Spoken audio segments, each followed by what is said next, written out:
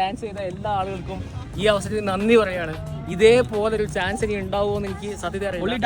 എന്നാലും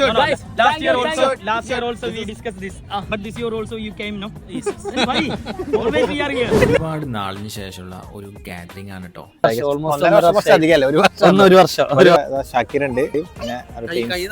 നമ്മളെല്ലാരും same കമ്പനീസിലാണ് work ചെയ്യുന്നെങ്കിലും ഒരു പ്രൊജക്ടിന്റെ സമയത്താണ് നമ്മളെല്ലാരും ഭയങ്കര ക്ലോസ് ആയത്. അങ്ങനല്ല, ഇത് ബ്ലാങ്കറ്റ് ഒക്കെ കണ്ടോണ്ട് ഞാൻ പറയാൻ ഇതെന്താ ഇത് ബ്ലാങ്കറ്റ് ഒക്കെ പരിപാടികളാണ് നമ്മൾ ഇന്ന് പ്ലാൻ ചെയ്തിട്ടുള്ളത്.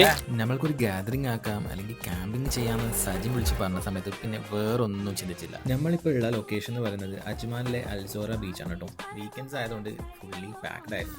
5 മിനിറ്റ് ഒരു തല ചായ്ക്കാൻ 5 മിനിറ്റ് ഒന്നും തലയില്ല. നമ്മുടെ ബാക്കിയുള്ള ടീംസ് ഒക്കെ എത്തുന്നുള്ളൂ കേട്ടോ. സോ അവരെയൊക്കെ എത്തുന്നതിന് മുമ്പായിട്ട് തന്നെ എല്ലാം സെറ്റ് ആക്കാനുള്ള പരിപാടിയിലാണ് സജിനൻ. അങ്ങനെ ഇരിക്കുമ്പോഴാണ് നമ്മുടെ ബാക്കിയുള്ള ടീംസ് എല്ലാം എത്തിയത്.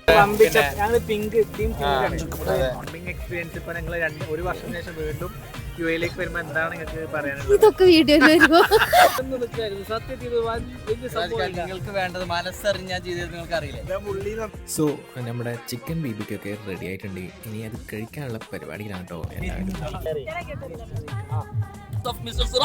നോക്ക്, സത്യമായിട്ട് പറയാ, നീ ശരിക്കും ഒരു നല്ല ഷെഫ് ആവുന്ന അടിപൊളി.